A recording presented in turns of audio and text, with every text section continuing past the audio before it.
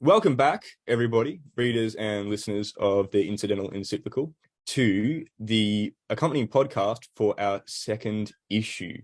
So after navigating numerous difficulties for the past 3 months since this project began its journey up, we are bringing to you now this edition for the second quarter of 2023. And befitting the challenges of guiding and building a magazine community and following the pattern of countless journeys upward in myth, history, and literature, this endeavor, in its second issue, sets sails for troubled seas. That is our theme. The creative pieces in the magazine coming out in a few weeks will reflect that theme, and the classics that we've chosen to discuss here in the podcast and in the magazine are all related to it. We have one ancient, we've got one medieval, and we've got one modern. But before we get into that, I'm Sam. You might have heard my voice on the first podcast or the bonus episode that came out a week or two ago. I have a bachelor in ancient history, and I've been in the classics, loving them and studying them for about a decade or something. I don't, time slips by, but yeah, formal studying the classics for a little while now.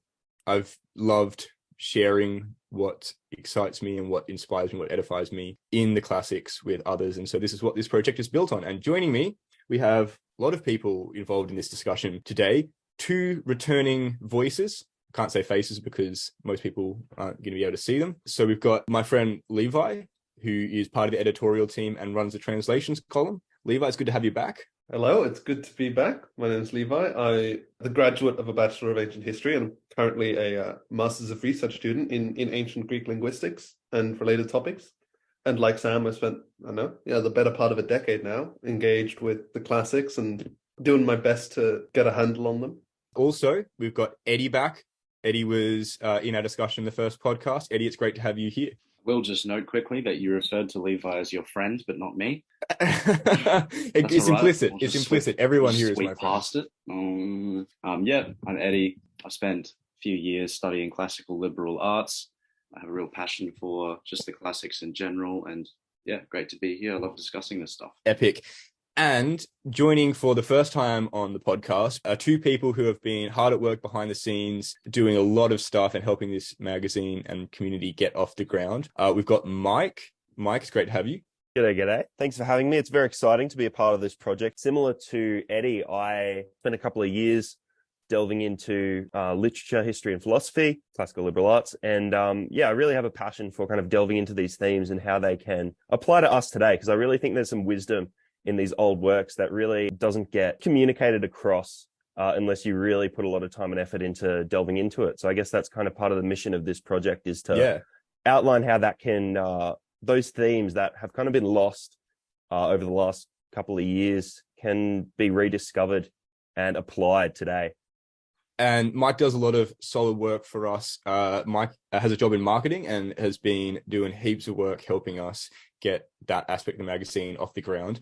And finally, we've got Harry, who's also been helping in that respect in marketing. Harry owns his own business, has been taking time out to help us shape this project and get off the ground. And he's also been taking time out to write for us. And Harry's been putting in some phenomenal pieces, which will be coming out in this upcoming issue in a couple of weeks. Harry, it's absolutely excellent to have you. Yeah, it's great to be here. Thanks, Sam. My name's Harry, and I'm I have a passion for the classics and philosophy, and very happy to be this publication's resident dilettante. Very happy. It is great to have you. So I'll jump straight into the theme. And Harry, you've written for us an essay which will be featured at the start of this issue to bring readers into the theme and unpack it for them. But I was hoping that here you'd be able to just give an overview of what you've presented and the way that you've tried to break down the idea of troubled seas and how it applies both to works of literature and myth and stories in general, but also to the idea of the examined life and where troubled seas factors into that. Yeah, so this piece, it's really trying to tie together the common threads of, all epics, of all great literature, which confront kind of the human condition as it pertains to risk and danger and uncertainty. And I've sort of used the device of mirrored analogy as we go through, where there's places where we examine physical risk, we examine like the role of someone lost at sea, but also how this pertains to someone who is engaged in the intellectual life, and how the examined life is really a type of troubled seas. It's a type of seafaring adventure. From there, I've broken it down to a number of different components where you might find yourself on the travel, then tying it back to the examined life in particular. And then from there, we have the types of places you could end up. And so towards the end of it, as you mentioned, you go through these ways in which the seafaring voyage in both literature, but also in the life of a truth seeker or someone who loves to look for meaning, the ways in which that journey could end. And you've broken it into these three aspects. Would you be able to break down what those are and what each might mean both in literature and in life? Yeah, absolutely. So starting with the foreign shore, this is a topic that we're going to get into pretty soon, but it's this question of, to the Greeks, is a question of hospitality, right? There's this question of when you come to a foreign shore, there's a way you expect to be received, and there's a way that you expect to kind of live your life there. The sailor who ends up at a foreign port, permanently or semi-permanently, whatever, is a stranger in a strange world. They're in a completely different culture, talking to people who have a completely different way of understanding things, a completely different way of life. And there's a point where, you need to essentially come to terms with a life of integration. That's what I tried to put across. That sort of lifelong journey is a question of coming to terms with what you came to the foreign shore with and what you need to do to build a home there. And before I go any further, I did want to say that there's a kind of a sense in which these are all final destinations, but there's also a sense in which these are stages. So one maybe go from one stage to another, and it's not necessarily a final destination. I think we can all kind of see times when we've traveled from one to another in literature and in our own journeys. Jumping back in our first issue and first podcast, we chatted a little about Kierkegaard. There's something similar that he does in his writings, is that he presents the idea of aesthetic and ethical and religious ways of being. And he has that similar concept in that these could be final destinations for the individual. You can read in myth certain characters who embody that as their final destination, as their mode of being. And in life, you'll meet individuals who do that. But like you're saying, with these ways that you're breaking down the myth of the sea and the troubled sea, they can also be stages. And Kierkegaard is, in many of his works, not all of them, but in many of his works, he's fairly ambivalent about which is the greatest mode, which should you take. He's not answering that question for you. And I appreciate the way that you've broken these down in such a way that there is that open-ended question as to, will this be a stage or will it be a stop? Well, absolutely. I think we're going to get into this, really soon, which is the question of endings. Is that, do we always get a satisfying ending at the end of these great works? It's maybe satisfying without being conclusive, I think is kind of a good way to put it. As you say, it's not always obvious when there's kind of an end, or if this is just the end of a segment of a cycle into a transitionary period. I guess moving on, the second section, the second ending, or the second point, a seafarer may find themselves, is that of the castaway. I've tried to point out here, this kind of characteristic of being in a lost, confused, hopeless sort of state. So you can imagine that a literal seafarer, they've just had their shipwrecked and they're hanging onto a piece of driftwood. It's not obvious to them that they're actually going to make it. It's not obvious to them that they're going to make it home. It's not obvious that they're going to make it to a foreign shore. It's not obvious they're going to be rescued. And I've kind of tried to put this in the modern mode of hopelessness, which we might call like a latent nihilism. And this kind of concept of being unable to ground anything, unable to tie something down. I have this image, which we'll get onto later when we talk about The Old Man in the Sea, which is the lashing down of things that are valuable. And this is impossible for the man who's cast away. There's nothing to tie down. There's nothing to tie down to. It's just this void. And I think we can really see that in a stormy sea, being blown around as you're just there trying to tread water. I think that's kind of the image I'm trying to convey there. Yeah, it ties in really well, because I think anyone who's been out on open waters, whether you're on a surfboard or swimming or on a boat, it's inevitable that you'll feel helpless at some point. That's just the nature of going out and being in the sea. And great works of literature can do what you're sort of drawing out here, which is tie in that physical experience to a emotional, intellectual experience as well that you can have, which, as you say, can be expressed as sort of a latent nihilism, which is responding to risk and encountering the dangerous aspects of the world isn't always gonna end, or it won't always bring you straight away into the heroic conquest of a foreign shore, the heroic successful voyage. It can often just bring you into a point where you have no moorings and you have no ground beneath your feet.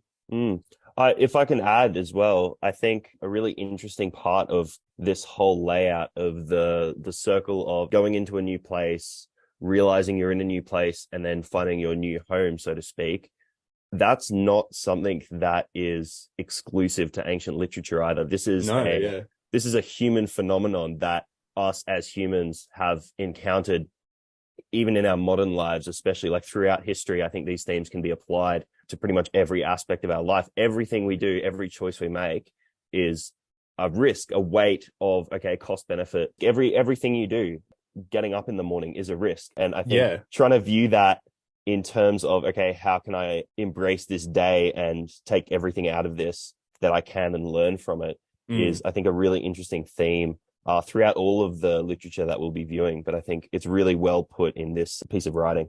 Yeah, thanks, Mike. Yeah, no, I love the way that Harry sort of outlines that, these are outcomes in stories, but you have to know that these outcomes are there in your day-to-day life too. You know, like you said, get up out of bed. You have to know that there's a chance that today, if you're really striving for something, you will end up a castaway. Well, this is really that main theme of why does someone take to the seas? Why does someone set sail? And it's that the risks of the physical risks, the dangers of the sea, are less than the risks of staying back home. And that's kind of really confusing because to the ancients, maybe someone else will speak on this after, but they had this different conception of death. The mortal risks aren't necessarily the worst things that can happen to you. Often in the Iliad, especially, they speak of fates that are worse than death.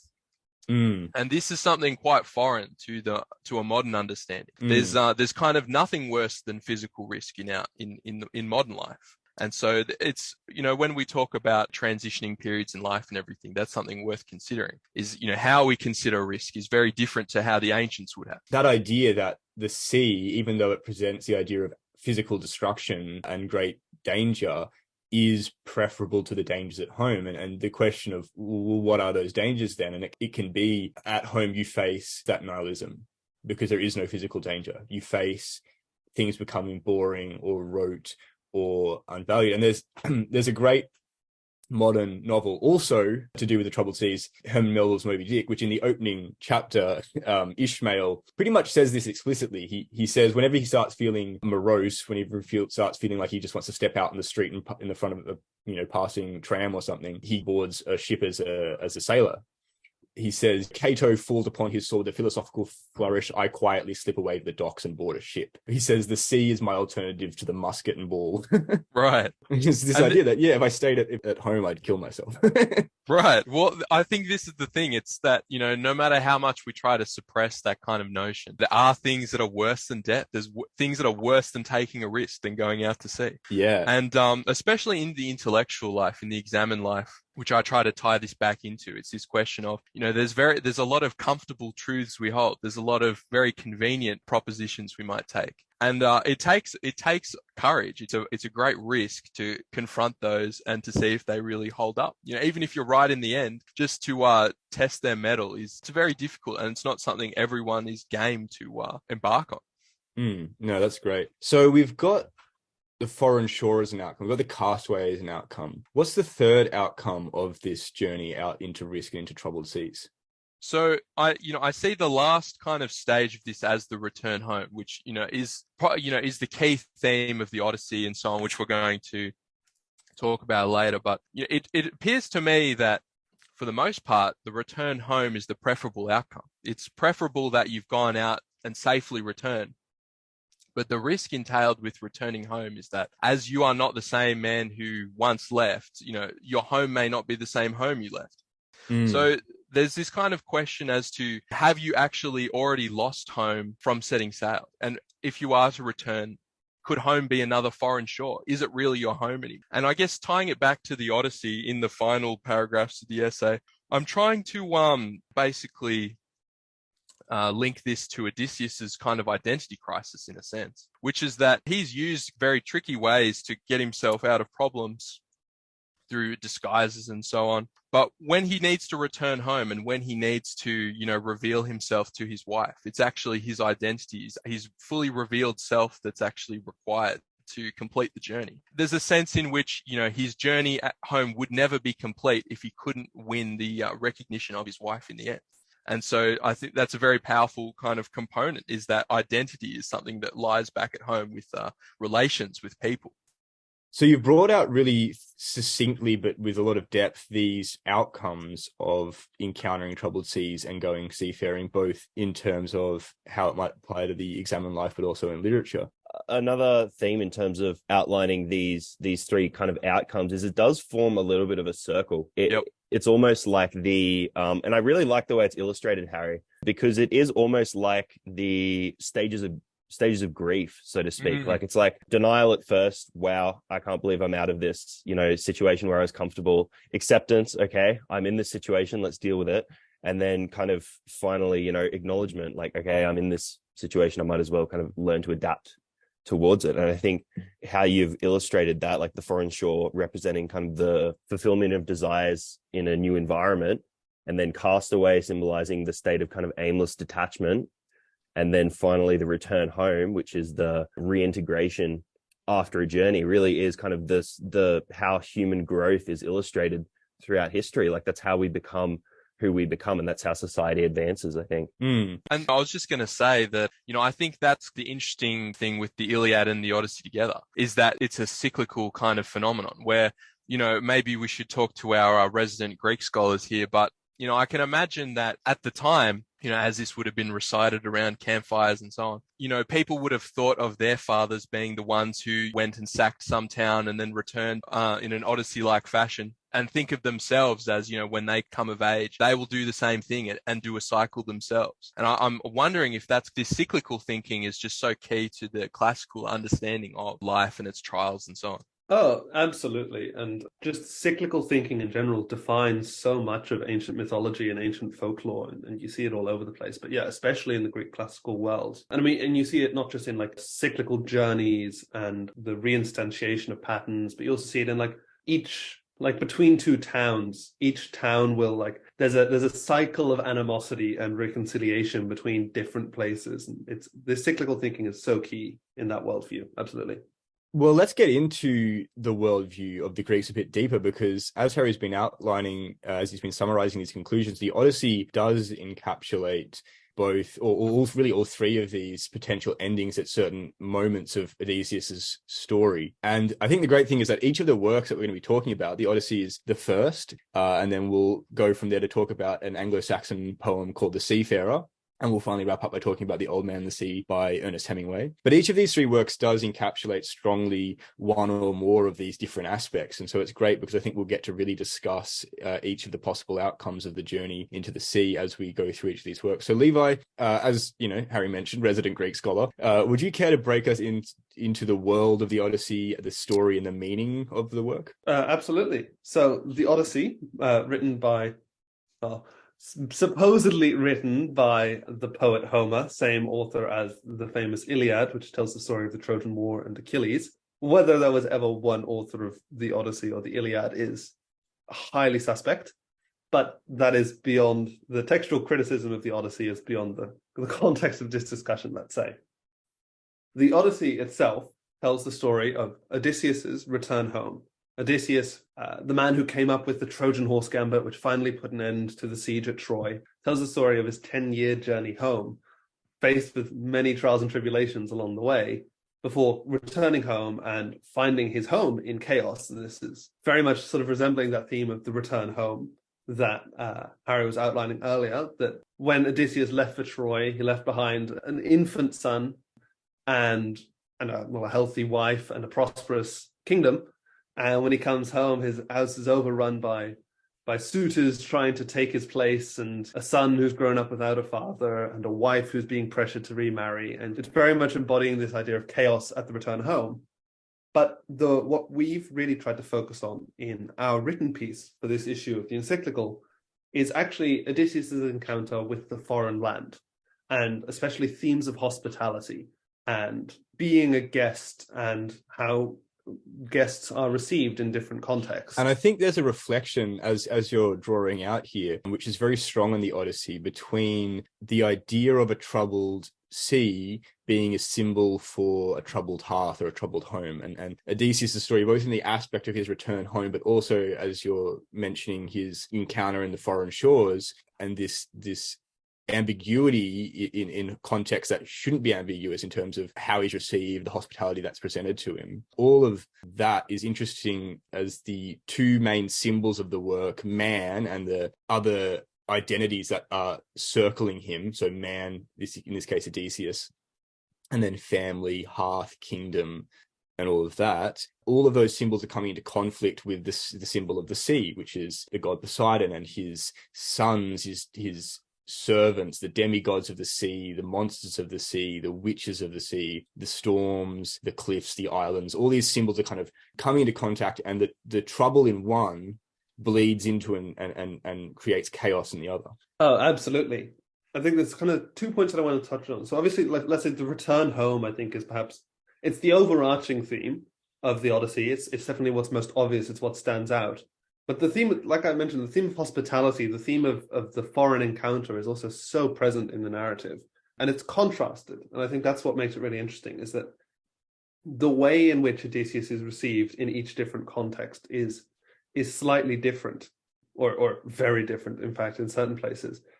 And I think this is most evident in the way in which Odysseus's contact with Polyphemus the Cyclops is contrasted with his encounter with the Phaeacians and his arrival upon their shores.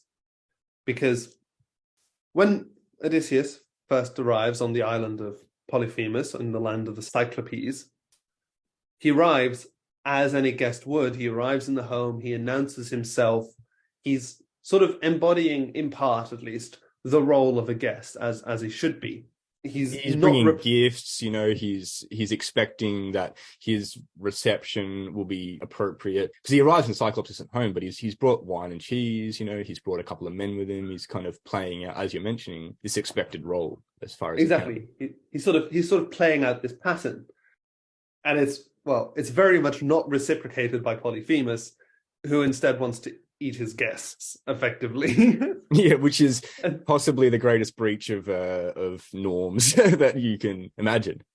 Exactly. And it sort of calls back, there was an earlier encounter with the I think the Lestringian giants, who are also cannibalistic, but this is almost a more personal engagement with the same encounter, let's say. And this is contrasted very heavily with Odysseus' arrival on the island of the Phaeacians, who they're described as having been former neighbors of the Cyclopes before having to move away. And there's also almost an implication of kinship, and they're near of the gods in the same way that the Cyclopes are. That's something that the king, Alcinous, I think, is the king of the Phaeacians. And yes. He tells Odysseus, we too, like the Cyclopes, are blessed of the gods. And yet there's that ambiguity insofar as they were neighbors. There's old great kings of the Phaeacians who almost have this kind of giant-like status, like the Cyclopses themselves. So it's a question of, like, has Odysseus wandered into another civilization of these, great beings who are absolutely. Yeah, and maybe in part this is the reason for Odysseus's less typical entrance into the world of the Phaeacians, because he's shipwrecked upon the shores of the island, and the first encounter he has is actually himself being undressed, seeing a group of women washing clothes at a river in what would otherwise be a rather private setting. It's not exactly the normal first hospitable contact. And one of the women may happen to be the heir apparent to the princess. So, there's a huge amount of impropriety and awkwardness, that's going on immediately. Exactly. Yeah. It's like if the king were to, come upon this situation, he would be well within his rights just to, like, execute Odysseus on the spot, let's say, for violating these norms. And Odysseus doesn't help his case in that after this, he sneaks into the town in disguise and refuses to give his name, and eventually, he circumvents the male authority of the king Alcinous and falls at the knees of his wife. And it's like, all of this is very much a breach of normal patterns of hospitality. And yet, the Phaeacians are the perfect hosts. They welcome him. They show this great spirit of xenia, of guest friendship, which was so important to the ancient Greek world. And eventually, they are what bring him home. They give him a ship and they send him on his way, and that's how he finally returns home. And it's this contrast of, Odysseus playing the role of the perfect guest and being violated by Polyphemus, to Odysseus sort of taking on this encapsulating his role of trickster, of terrible and clever, sneaking into the city, violating all these norms of propriety, and still being accepted. It's sort of two extremes. Yeah, and the extremes are like they're compounded in even like bigger ways, because Odysseus walks in, fairly brazenly and honestly into Polyphemus's cave, and then has to then use trickery and trickery alone to escape. Whereas the opposite occurs in the case of his ride with the Phaeacians, because he kind of arrives in more of the trickster guise, as you mentioned, but his ticket out is actually to disclose himself, to reveal his name, and to become honest and explain his story and his circumstance. And it's in that situation that they provide him with a ship to sail home on. Yes, absolutely. And I just want to take this opportunity here as well, because we explore this theme of hospitality like even further in the written essay of this issue, and it's really kind of what we're trying to draw out. But now that we have this opportunity here on the podcast, I also just want to like briefly touch on the theme of the castaway that Odysseus also embodies at times, because Odysseus is a sailor. He sets off from Troy on his journey home with a crew of brave men with him. And, he ends up shipwrecked multiple times and eventually, comes home alone, destitute, and, no wealthier off. And that he's very much is stripped down continually. And especially in book 5 of the Odyssey, he sets off from the island of Ogygia, sets off from his stay with Calypso, and he's on his way to the Phaeacian Islands, and Poseidon, the god of the sea, very much the embodiment of the sea itself, the most sort of primal force of the sea, kind of catches him out of the corner of his eye and says, "No, that's not happening," and sends down this storm. And the book 5, it very much has this. It's short but powerful. Odysseus is beat down. It's like, I think describes for 2 days and 2 nights. He's just on a single plank of wood, and eventually he strips off his clothes and takes a sea nymph, blesses him with a cloak which protects him, or her shawl, I think. Her girdle, yeah. But in the process though, he's had to strip off all his clothes.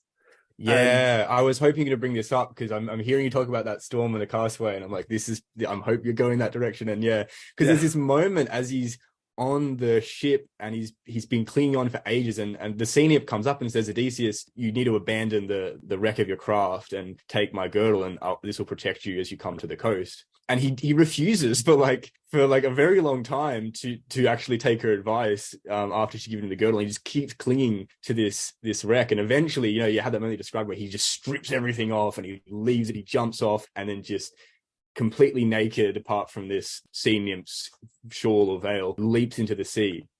And it's such a powerful moment of the castaway having nothing. Not just that they have nothing to hold on to, but they have to abandon. They have to push things away. They have to strip down to just nothing in order to survive total destruction.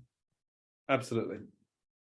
Which I think is a theme we see play out as well in the second piece we're going to be talking about, which is The Seafarer, an Anglo-Saxon poem of anonymous authorship, as so many Anglo-Saxon poems are. And it's a poem, it's in the form of a lament. And often if you get books of, Anglo-Saxon poetry, or like I've got here the Penguin Classics, earliest English poems, that's the section you'll find it in, is lament poetry or stuff like that.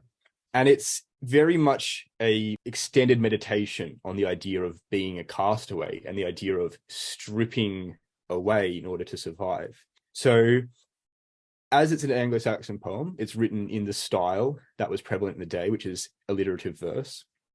And I'll read the opening lines just to set the scene of the poem. "The tale I frame shall be found to tally. The history is of myself. Sitting day long, at an oar's end clenched against clinging sorrow, breast drought have I borne, and bitterness too. I have coursed my keel through care halls without end. Over furled foam, I forward in the bows, through the narrowing night, numb, watching for the cliffs we beat along." And he goes on. The poem continues. He talks about the cold that besets him. He talks about his isolation, the storms that are surrounding him, and that the only sounds around him. He's no longer surrounded by the laughter of his fellow men, the sound of drinking and carousing. It's the sound of solitary birds who are just as frail as him in the face of the storm, and how every instance of life around him is also marked by a sort of nakedness in the face of nature and isolation. He goes on, he describes the culture of the time. Anglo-Saxon culture was based off lords who would give out gifts and gold to their vassals in exchange for loyalty, fealty, and service. And it would create these stable systems in an otherwise chaotic period in this northwestern part of Europe, in which there could be small holdings, halls built around a single lord and the men who surround him and provide him service in exchange for his giving of gold, his gift giving. And he's lamenting in this poem that is passed from the world, that no longer, wherever he looks, can he see that this cultural stability has collapsed from the world. There are no jarls anymore to perform this basic function to keep society afloat. As it goes on, it says, days are soon over on earth imperium, with the earl's hand fails. Kings are not now, Kaisers are not. There are no gold givers like the gone masters, who between them framed the first deeds in the world, in their lives lordly, in the lays renowned. That chivalry is changed, cheer is gone away. It is a weaker kind who wields earth now. And in this, he's seeing, in the same way that, Harry's been talking about, the symbol of the sea can help us understand the moments of breakdown in the examined life, or as Mike's been talking about, the way that we can apply it culturally to a situation we find ourselves in. The poem is doing just this thing of taking this world that's fallen into chaos through the collapse of cultural norms, and it's putting it in the context of a man alone at sea, naked before the wrath of nature. But as this stripping down continues to the limit, to the point of despair, there's this strange turnaround that happens. Just like the nymph giving divine assistance, a sliver of divine hope to Odysseus when he's in this moment of great danger as a castaway, the seafarer in the poem has this reflection towards the end. He's talking about how, at the end of the day, one of three things will catch up with you: illness, age, or vengeance. You'll be laid low. And that you can bury a man with as much gold as you want, but you cannot allay the anger of God towards a soul laden with sin.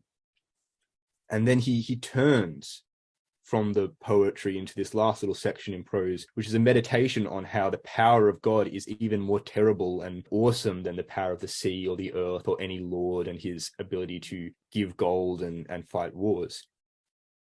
And within this, there's a sense that in a world in which no relationship with a fellow man can be trustworthy, can be held in the way it used to be, and in a world in which nature is so powerful and destructive that there's no hope of holding a right relationship with it either, and that's why the sea here is the image used, there is a force more terrifying and powerful than both of those, which it is possible, despite how awesome and frightening it is possible to hold a relationship with God. And this is how the Seafarer is resolving a poem, which is a very short piece by comparison to something like the Odyssey, but over the course of these 124 lines is peeling away the identity of man in this culture at the time, 8th or 9th century Anglo-Saxon culture, peeling away his relationship with the natural world and seeing how it can all come apart, and really exposing what is at the heart of he himself and the world he lives in. So it's a beautiful poem. Absolutely. And I think the themes of the poem, which you've outlined, really resonate with everything that we're trying to bring across in the key themes for this main issue. And I think there's a lot to think about just in application to our daily life. As you said, there's so much wisdom in this old literature, and there's so much that can be brought out from it and applied, like even in terms of how out at sea, cast away, he strips back everything from the old society and kind of finding yourself in that situation. And okay, how do you deal with that as a human? Unfortunately, we are rational beings and we need to think about stuff. And would that it were not so. I know. And how does that process work for different situations? And I think that really a big part of this is growth. I think the acceptance of a new situation, the acceptance of risk in your life and learning how to deal with that is how every single person in history becomes a better human. Yeah. Solitude at sea is pretty strongly present in all of these works. And the idea that out here by yourself at sea, you have an opportunity to compare and understand more deeply the relationships you do hold. It's there in the Odyssey, it's there strongly in the Seafarer, but it's perhaps there in the most personal and in some ways the most touching way in the final work that we are looking at in this issue and in this installment of the podcast, which is Ernest Hemingway's Nobel Prize winning novella, The Old Man and the Sea. Eddie, you've been spending some time meditating on this piece and reading through it. Do you want to break us down a little bit about what this story contains? Absolutely. So it is for those who don't know, it's a 1951, as Sam said. It's a novella by Ernest Hemingway, and it follows a protagonist, the old man, a fisherman by the name of Santiago, and he is cursed with bad luck. I don't know how to say the Spanish word or whatever it was that was used. Salao, maybe? Salao, is that how you say it? I'm not sure, but so. That's what the other fishermen say he is, or he's cursed with bad luck. And so he goes out further than any other fisherman to sea, so that he can essentially get a greater achievement than any other. Just touching on what you were saying before about solitude and isolation, I did note when I was reading this that there is as interesting as as difficult as that is, and as much of a detriment as that is to his situation while he's out at sea battling with an absolutely enormous fish, it's ironic in that the isolation, while detrimental, is also his greatest achievement will depend upon his isolation.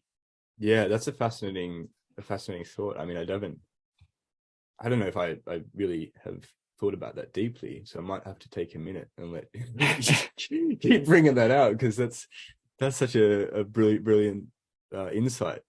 Well, yeah, I was thinking about it. I think, just to outline it, the isolation is his greatest achievement, which is catching this fish and sort of proving himself proving his skill as a fisherman, is in large part entirely dependent on his isolation, even though he laments about his isolation and solitude essentially the whole time he's out at sea. Because a boy by the name of Madeline, who he usually fishes with, the boy was banned from fishing with the old man because the old man had bad luck. 84 days, I think, at the start of the novel. 84 days at the start, without a fish. And the boy used to fish with him before that. And the boy and this old man have something akin to a sort of father-son relationship in a lot of ways. Santiago taught the boy to fish, and it's an interesting relationship. I think there's echoes of the Odyssey and the kind of Telemachus and Odysseus relationship there, insofar as there's these hospitality rituals that play out at the start and the end of the book with how the boy cares for the old man in his isolation, and how there's sort of a limit to how far he can care for him. So the old man early in the book, the boy, helps him pack up his boat, go home. And when he's at home, the boy says, "Oh, do you want me to go get you something to eat?" And the man says, "No, I'll make the fire soon. I've got some beans and rice to eat." And they both know that's a lie. But the boy is not going to press the issue, because there's a certain limit to which he has to respect the loneliness, the isolation of the old man, who he cares for and is trying to care for. But it has to stop at a certain limit. Yeah, oh, absolutely. It's broken in that fashion. In that the old man he has moments in the book, like when he's out destitute at sea and he says things like, "I wish the boy was here." He repeats that line probably about 10 times. Over the course of some pages, where he just the way Ernest Hemingway writes it is so succinct and weird. He says, the old man says out loud, puts an emphasis on him speaking out loud to himself out in the middle of absolutely nowhere. And he says, I wish the boy was here, but he's not. The boy is not here. Like, he just kind of repeats the same thing over, but outlines it to himself, almost like it's explain it to me like I'm 4 years old kind of, but he's doing it to himself. And I think that speaks a bit to the barrier in place between his friendship with the boy. In a lot of ways, it's sort of indicative of the way, like, he says he never wants to bother the boy, with the boy offering him food and things like that. And the old man is always, he lies, and they both know he lies, but that's the way it plays out. And neither of them really contests it. And in the same fashion, he's saying, I wish the boy was here, but the boy is not. Yeah, it's just a very, very strange way of outlining their relationship, I think. Yeah. And the talking aloud becomes part of what makes the book mesmerizing. Like, it's short. Yeah. It's 3 chapters. I'm not sure. 100 pages, probably in most print editions. 3 hours if you're listening to the Audible version. Yeah. Like, it's a breeze, in some ways, but it is a tragic and melancholy story. So it's not a breeze in the sense of, oh, I was just going to lazily flick through these pages. It's something that you do want to pay attention to, but it has a mesmerizing quality, as you're bringing up, because there's the distinction that Hemingway makes between when the man thinks and when he speaks. Yes. Yeah. I have to say, it made for very fascinating listening while I was on a plane above the ocean, and I was just like looking down at it. And I wonder if there's any absolutely massive marlin fish in there. And something else about The Old Man in the Sea is, it was touched on earlier, to do with the Odyssey in particular, is the journey home. So in the journey home, or the section outlining the journey home in The Old Man in the Sea, so he, after 3 days of absolute struggle and hardship, he does in fact catch this enormous marlin. He's triumphant. He wants to take it home, attaches it to the side of his boat, and he sets sail home. And then as he is traveling home, sharks keep on coming, and he tries to fight them off, but they eventually eat the fish, essentially, and leave its carcass on the side. And that journey home is when he gets back, and he's so tired, he essentially just passes out, and the boy is upset about his state and he cries. But there's all of a talk about the town where, he doesn't have the actual physical fish and its meat, or the meat on the fish to prove, but he does. Everyone's walking past his boat and seeing the massive carcass on the side of his boat and saying things along the lines of, never seen a marlin of that size. Or did he really catch that? So he really did have to prove his skill as a fisherman. And so while his greatest achievement was essentially eaten by sharks, he did prove himself. Yeah, it's such a poignant ending, because we know the man is broke. He can barely afford to eat. He sleeps on newspapers. There's powerful images of destitution that accompany the loneliness. And so as he's bringing this fish in, when he finally succeeds in his 3-day struggle and pulls it up out of the water and kills it, there's this, he's meditating. He's excited by the fact that this will bring him lots of money. He'll be able to buy back his net. There is the knowledge that he has something of great value here. But what he is counting on in terms of the value is, as you're saying, stripped away. As he gets closer and closer to the shore, the sharks keep coming, and there's this such a sad moment of the book where he kills the biggest shark with a harpoon, but the harpoon's gone. He ties a knife to an oar, the knife goes. He breaks an oar in half, and he's just stabbing them with a bit of broken wood until that's gone, and then he's got nothing left. It's a story in which everything is taken away from this man. It's interesting too, in that it is slowly built up. I think when he first hooks the fish, he hasn't seen it, but he knows it's absolutely massive just due to its weight, and he's very, very careful about catching it. And I remember there's a scene when he finally starts to bear down on the fish and it starts to get tired, and he realizes it's starting to get tired. It comes close to the surface and it jumps out of the water, and he sees it, and he sees the fish a few times before he catches it. And in a way, I thought those were very similar to like visions of grandeur. And he sort of built it up slowly, got his prize, and then on the way home, it was stripped away slowly as well. And it was it's quite a nice arc in a lot of ways. Very perfect story. Like, it's one of those stories that you read and you don't know what you would add to something like that. I think in modern and modernist novels, there are plenty that are just fine. You know what I mean? But there are some, like I think, Portrait of the Artist is another one by James Joyce, and Old Man of the Sea is another one. They're very short, and they just tell such a succinct and perfect arc of a story that you come to the end and you don't really know what more you could have asked from the author. And that also speaks a little bit to the at the start of the podcast, some of you were talking about how you're not really sure if the ending is happy or sad. And The Old Man in the Sea is interesting in that it's a bit of both, because he did prove his skill and everything as a fisherman, and essentially the whole point of the book is that he's kind of has all this, in a way, like secret knowledge of the ocean, and he's special in some way. And that's actually pointed out a lot, in that he's old, I think, is what is an interesting part of that. But then he also did lose his whole prize. So in a way, I felt a bit conflicted about the ending, because I was very happy that he'd sort of caught his fish and proven himself, but he didn't really get to reap the benefits other than he's still poor. He's still poor. Yeah. He's still probably going to die more or less alone. I mean, yeah. But at the same time, he's now a legend. He's officially like he's in his old age. He's proved that the young man who was once the strongest sailor in Cuba, that he's still made of the same metal and grit. And it's interesting, we've been bringing up the relationships, and it's such a fascinating work insofar as like loneliness is such a key theme and perseverance is such a key theme, but the whole time he's out at sea, as he talks to himself, as he thinks, there's not a single page of the book which isn't bringing out one of his relationships to some character or aspect of the sea. It's either his, like as you brought up, his longing for the boy to be with him, or in absence of that, he speaks to the fish or to the birds around him, or to his own body, his hand. In a lot of ways, his most intimate relationship is with the fish. It is, yeah. I think there's a beautiful moment where he's caught himself a little fish to eat, and he's got the line braced against his back, and he's using one hand to like gradually cut it into strips so he can eat it and sustain himself. And he's talking to the fish, and he says, "I wish I could feed you something, Yeah. But he says, but I can't, I'm going to kill you." Yeah, he certainly cares for it.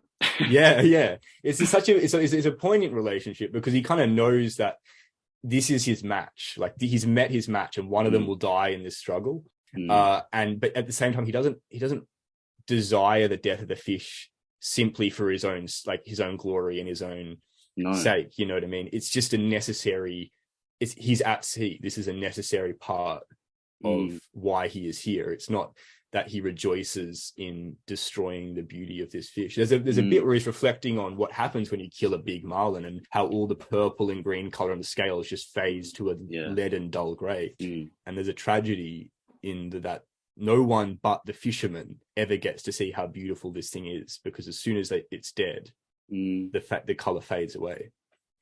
Yeah, no, absolutely. It's a very, I'm going to say intimate again, because it's very intimate, actually. I remember reading about him, and him just discussing, he would sometimes talk to the fish as well. Yeah. Or he would just have reflections on the fish and how great it is, and what a noble, he used the word noble a lot. Yeah. A very noble creature. And yeah, speaking again to that, no one gets to understand or have a relationship with the fish like a fisherman. Yeah. Which is ironic, because they're also the one hunting them. But the special relationship goes with hunting. I don't know. It's like some slow burning gladiator match. It is. Where the opponents like each other.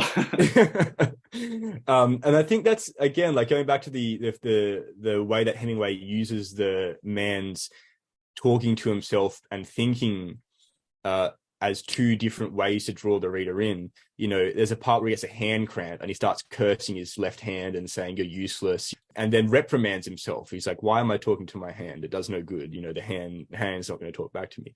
And that's something that occurs all throughout the book. He sees a bird. He says, "Oh, bird, you better be careful. There'll be a sea hawk coming for you." But the bird won't understand. And why am I talking to the bird? And it's this way of drawing the reader in and creating these moments of intimacy in absolute loneliness, utterly absolute loneliness. You still experience several relationships that the old man has. You have his longing for the boy, and you understand his relationship with the boy deeper. You hear about his dreams and his past, and understand his relationships with the town and his life as a sailor better. And then his relationship with nature, how he sees himself in the role of a fisherman. He talks about this and thinks about this, and then he thinks, why am I talking about this? Should I be talking about this? Am I going insane? Yeah. And speaking, sorry, you go on. Oh, say, like, as you said before, intimate is just the word for much of this book. Yeah. Because of how this dynamic plays out between talking and thinking about the way he's interacting with the sea. Yeah, and just going back to the speaking to himself out loud, and then he spends a large amount of time chastising himself for doing things which are sort of, it's almost like he steps out of frame and goes, what are you doing? You're a crazy person. But then he also continuously throughout the novella indulges in activities which would sort of egg on that those more insane moments of himself where he's talking to himself, like, as you were referring to before, like the small fish, he wants to sort of feed something to the fish before he feeds something to himself, because he finds himself having to indulge or persevere or indulge in the things which give him perseverance so that he has it. Yes, yeah. Which is a fascinating thing, because it doesn't make much sense. And I think we were discussing at some point that he I've lost it. Sorry. Oh, darn. Went too deep underwater. Something like that. Yeah. No pun intended. I wanted to jump in there about please. This war against nature, and it reminds me of Hemingway's other references to the bullfights and running with the bulls and so on. Yeah, as a very similar element. And of course, Hemingway was the big game hunter and a deep sea fisherman himself. Is it the case that he is now embarking on these? Is he really the character in all of these books? Is he placing himself in that, and then in real life, is he trying to perform these same actions? I think. Go for it. Oh, sorry. No, I'll let you keep going. Oh, no, because there was these other points I wanted to touch on regarding the style, because in the previous encyclical we talked about, or you guys talked about Xenophon, and made reference to his style as soldier's prose. This the terse kind of, no extra words needed, no superfluous kind of content. And I'm wondering if this, Hemingway being the soldier, being the correspondent, now being, the adventurer, is this a war story? And, it seems to me that fate plays a major component in this as well. It's not certain how long the fight with the fish is going to go on for. Would he have survived a fourth day of the fight or a fifth day? How far, he had to go so much further out. He's tempting fate. There's all these elements, being overwhelmed by a superior force in the with the sharks. There's a point where he's losing control over the situation. He loses the harpoon, then he loses the his makeshift harpoon. Then he's just throwing everything he has at it, and then there's just a point where there's nothing can be done. It's his power's been taken away from it. That's really, really interesting to point out, the kind of breakdown, as you were saying, because I think that also really resonates with the Seafarer again. Like if we look at the battle, as you said, Harry, there's like a battle, a breakdown of all the other elements. We can see that in the Seafarer as well, in terms of he's kind of shaking all the shackles of society and becoming one with the ocean. We can also see that in The Old Man in the Sea, he's kind of shedding all of that baggage, quote unquote, to, I guess, learn and become better as a person. But really, like, the overarching theme with all the kind of literature so far is there's definitely like a risk, a journey to the risk. Like there's a really clear outline of, you have to strip away all of the other stuff to go forwards, to go on. And I'm curious to, what your thoughts are, to everyone else. Was the proposition in the beginning true? Is he just really unlucky because he went out too far, or he supposed he may have gone out too far. And in the end, he didn't really get what was the goal, so even though there was a triumph in one sense, there's kind of this, there's another side of the coin where it seems to have rung true that he was a really unlucky man. He didn't bring back the fish. He didn't bring back the economic benefit he was so excited about, but there's something else, right?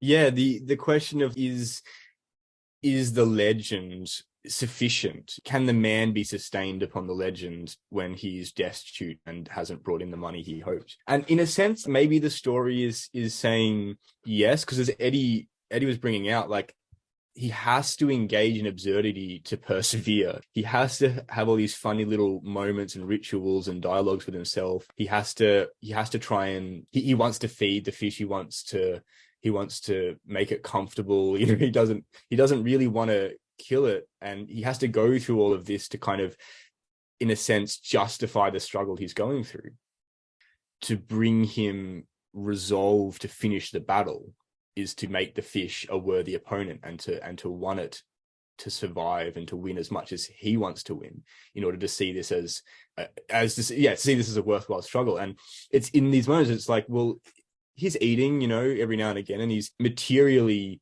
strengthening himself, but what seems to really be carrying him through is legends, is his own legend and the legend he wants to fulfill in doing this. And, you know, in that sense, you know, is it sufficient that he's just brought back the carcass? Well, that's a very Greek element, it feels like, where, you know, in a similar way to after slaying a hero, you take the armor, you know, the armor of Achilles, or the armor of, you know, some other person. That's proof that you triumphed over an enemy. In the same way, as long as we have the skeleton, as long as that made it home, there was proof that, you know, that was me and I did that. Yeah, and it's which it ties into this kind of classic notion of honor, which is different to like the Western medieval, you know, chivalric kind of sense. It's something to do with there being something material left behind that sort of has the honor incarnate in it somehow. You know, the skeleton has the honor of catching that fish left in it still, and as long as we have the skeleton, you know, we have that. As long as we had Achilles' armor, there was proof that we'd slain him or whatever. Yeah, and there's I think all of these works have they're all almost in a similar honor culture. Right. Like, as you brought up, Hemingway, you know, soldier, war correspondent, big game hunter, participates in the running of the bulls, deep sea fisherman, you know, created literally forged his own legends of masculinity, which sometimes he was trapped in, and sometimes, you know, he was more a servant of it than it was a servant of him. But nonetheless, you know, is trying to rebuild the identity of the man in the way that Odysseus, I mean, we bring this up in the essay, and Levi and I had this discussion about how Homer's, both of his works, open with a word that tells you exactly what the story is about. In the Iliad, the first word of the poem is wrath. And then in the Odyssey, the first word is the man, and that's Odysseus. He's the man. And in all of these works, I think we're looking at a culture in which, there is a question of honor present, and there is a question of like these are like, as you said, this is not chivalry. Anglo-Saxon peoples, like, they did not participate in chivalric culture until the Norman conquest, you know, forced it upon England via genocide. And well, it's very different, right? And it's almost hard for us to comprehend, being, you know, kind of in the culture we've grown up in. But I wonder, you know, we were speaking about this before, this dialectic that was playing out between Achilles and Odysseus. As there's the trickster, there's you know, you could maybe say this is the Greek ideal in Odysseus, in that he's physically strong, which seems to be essential. You know, in the Iliad, I can't think of anyone any of the men spoken of as physically weak, you know, so that's an essential. So anyone who's on campaign is guaranteed to be someone, you know, he's a big dude, you know, he's ready, he can handle himself. Yes. But then there's this dialectic between those who are clever and those who are, you know, brute force. Those are pure might over, you know, the tempering of intelligence. You know, it's Odysseus who comes up with the Trojan horse. It's Odysseus who comes with the trick to get out of the Cyclops, which is, you know, such a key point. Yes. Yeah. And so Hemingway, the old man Santiago, you know, this is a man of endurance. He's like a mountain climber. And even after summiting the mountain, you know, there's still the return back. You know, the journey's not over after you've come to the top. Well, this has been absolutely phenomenal. And I think what you just said there is a good tease, because this project isn't over. We're coming up now to the release of our second issue, and we hope this podcast is getting everyone amped and excited for all the content therein. And we hope you've enjoyed the discussion here as well. I mean, I think it's been fantastic. But as you're saying, you summit the mountain and the journey is not over. That's why we've chosen to go with this theme after, issue 1, the journey up. Troubled Seas is in many ways the natural, the symbolic, the mythological sequel. And from there, we've got a whole range of themes to explore throughout the rest of this year and hopefully the start of next year, But yeah, I mean, I'd like to thank all of you guys and all of our listeners. This has been wonderful. Does anyone have any final thoughts? I mean, we've covered so much, and we've really, I think, brought out a lot of these elements in the theme. So does anyone have any closing comments? I'll pass over to whoever wants to grab the floor. Just some really interesting stuff put out all together, and I really think it's key to keep in mind how everything we've said can apply to today. This isn't old stuff. Like the literature itself could be considered old, but the ideas, they are applicable in every aspect of our life. Every day, again, we are making decisions. We are encountering risk. Getting up, everything we do is a mountain to summit, so to speak. And I think at the end of the day, if we reference the essay again, there's the distinction between, adventurers and wanderers. Will we be driven by a will to experience rather than reject ourselves, so to speak? I think that's a important point to highlight at the end of this. Yeah, no, fantastic. I mean, we didn't even get into Harry's adventure and wanderer distinction. That's definitely a topic we could have drawn so much into, and it's a tease. You've done it well. People are gonna have to come and read that essay now and get keen to explore that idea that Harry brings out there too. You'll have to subscribe now. If you want to figure it out. Subscribe and on our Substack, Incidental Encyclical Magazine .substack, or follow the links that I'm sure will be accompanying this. Levi, Eddie, do you guys have any final thoughts as we wrap up?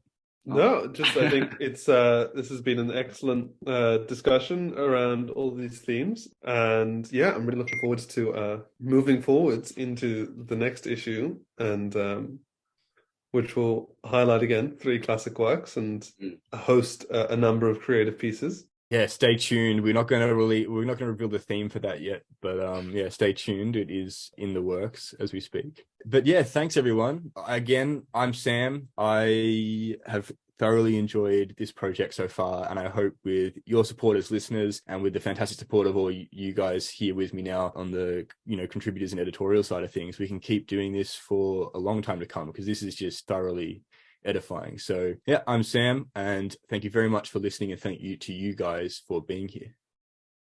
No worries, mate. Do you guys want to do a sign Anytime. out of some kind? Adios. Thank you, everyone. Bye. Well, I don't know. I was gonna say with the names or something. names. I don't know. Yeah. Just I'm Michael Robinson. Here's to more big fish. Here's to more big fish. The journey up the troubled seas. Onwards and upwards. Onwards and upwards. Onwards and upwards.